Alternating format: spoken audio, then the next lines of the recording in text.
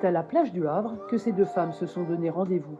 Avec son association Les Cueilleurs d'Histoire, Karine Chevalier s'est lancée dans un tout nouveau projet intitulé Le Havre, mon amour.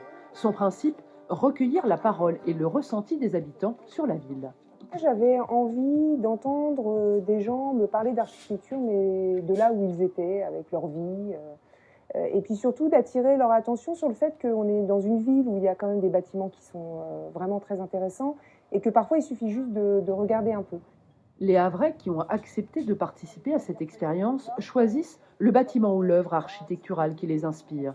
Martine Lair, elle, a décidé de parler des cabanes de plage. Et ça symbolise quoi? Le côté social du Havre, c'est-à-dire que les gens qui possèdent une cabane ne sont pas des gens très riches, pas des très pauvres non plus, mais des gens qui les utilisent presque comme une résidence secondaire, hein. Pendant longtemps, le Havre a eu une image plutôt négative. Bon, maintenant, ça s'arrange un peu mieux. Mais pendant longtemps, il y a eu une image négative. Donc, moi, j'aime bien aussi montrer que le Havre, c'est pas négatif. moi, je m'y plais au Havre, je la trouve. J'aime bien cette ville.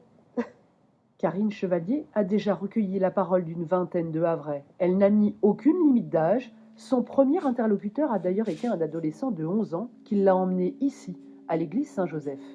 C'est vraiment un lieu emblématique de la ville du Havre. Donc finalement, c'est quelque chose qui revient assez spontanément. Par contre, là où j'ai été surprise, c'est sur la quantité de choses qu'il avait à me dire sur l'église Saint-Joseph. À quoi ça renvoyait, ce que ça lui racontait comme histoire. Il me parlait des vitraux et il me disait on a l'impression que ce sont des fenêtres d'appartements.